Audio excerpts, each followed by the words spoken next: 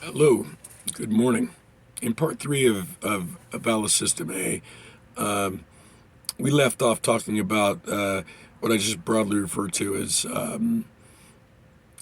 psychological fuckery that goes on, in these more overt encounters I've had personally with that are sort of, over the top,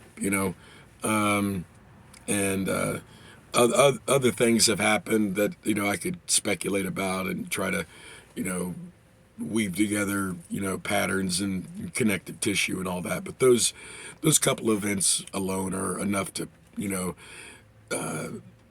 illustrate the in a way just this playful harmonic between myself and Hawthorne Abbotson from VALIS System A, just as a pure playful harmonic.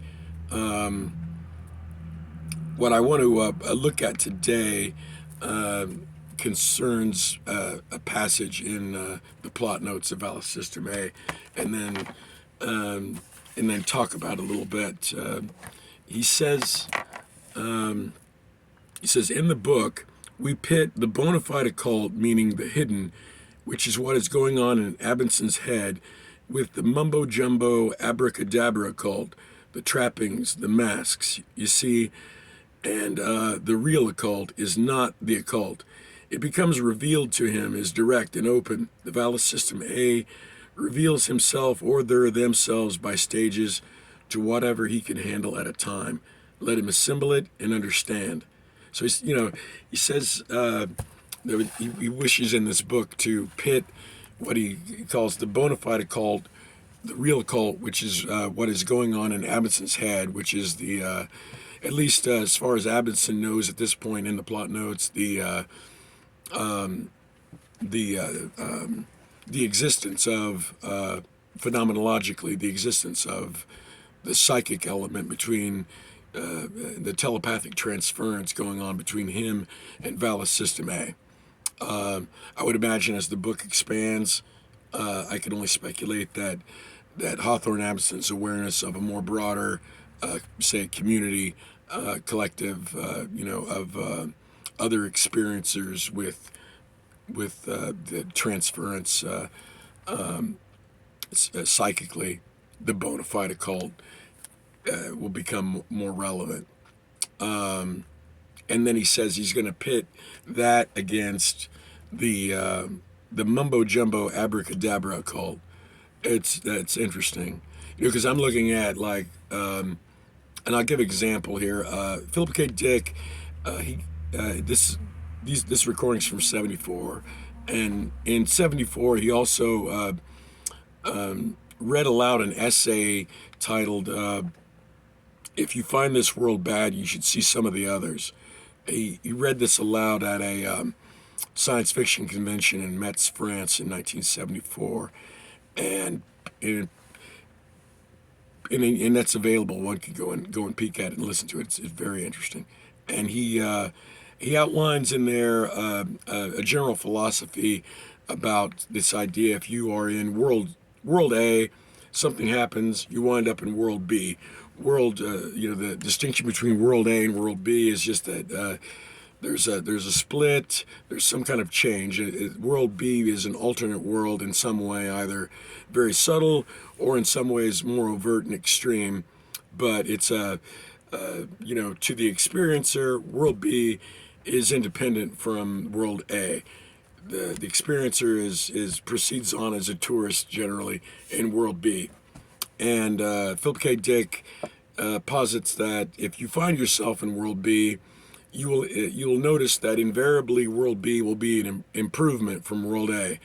This being because broadly speaking, the architect of things is not insane, and in a novelty conserving universe which proceeds towards complexity and novelty and so on, that the architect of that broader production is not insane, so one will notice improvements. And so it's interesting playfully looking at a harmonic between myself and my experiences with anomalous abundance of high strangeness, up to and including VALIS System A, and of it being a trajectory for novelty. And but yeah, having a world A split down the middle by a catalytic moment in which world B becomes, quite of a suddenly and abruptly experientially evidential, without you know any particular you know uh, having it told to me one way or another by anybody else, confirmation. um, yeah, evidential and extreme. And like, being a writer, I'm aware of, and I even enjoy the element of what a writer would call narrative continuity and so on, or continuity of narrative. And you're creating a world, say, and even if you're placing that world in within the context of a world we're familiar with, and its fundamental expectations and so on. This idea of following that along, up to a point, and having this catalytic moment in the book that allows for you to throw in, say, a handful of novelty items within the narrative that would have been impossible prior in, you know, prior the split, and you know, knowing that the narrative structure, the continuity of narrative, will just arborize like the branches of a tree. It's like throwing an explosion into your thought soup. There's consequences, narrative threads of narrative consequences spring out from these elements, like the emergence of these exponential phenomena. With say, suddenly you throw in the exponential acceleration of psychic activity, activations, awareness happening in the wild among individuals, as well as you throw in the emergence of the linguistic constructs of the narratives and ideologies that community is favors and arrives at. You throw in the acceleration of AI, you throw in the acceleration of one thing or another, and the next thing you know, yeah, you've got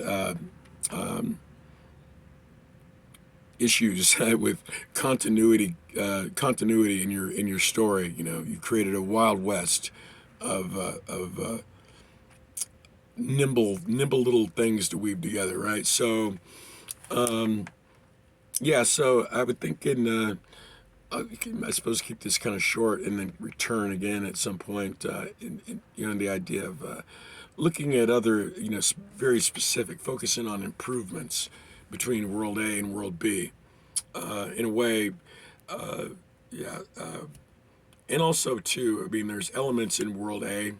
I don't know what to expect from in World B, really, if they're improved upon. I mean, like World A, I would say, um, and its elements, which are harmonics of anxiety dreams and so on, and unnecessary weird pressures, seem, senseless, unnecessary, you know, non-productive, counterintuitive, problematic, high body count ratios, and just summoning the dragons, and it's fucking nonsense. And so, looking at ways in which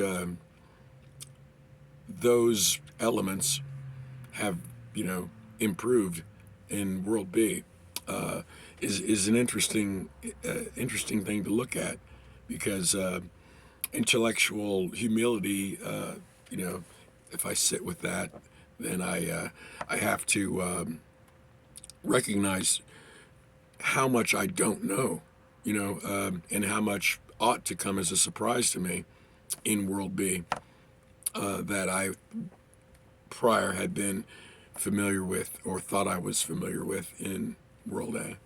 So, I don't know. something else Philip K. Dick has in his notes here I want to mention. This relates to that.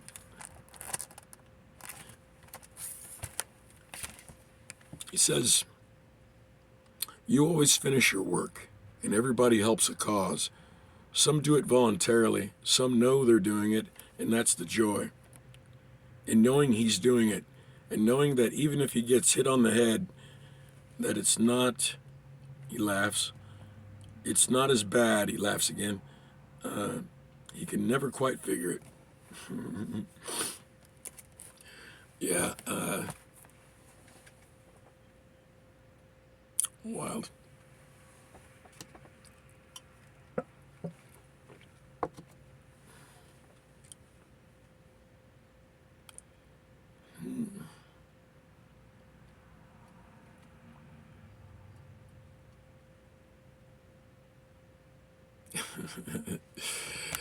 All right.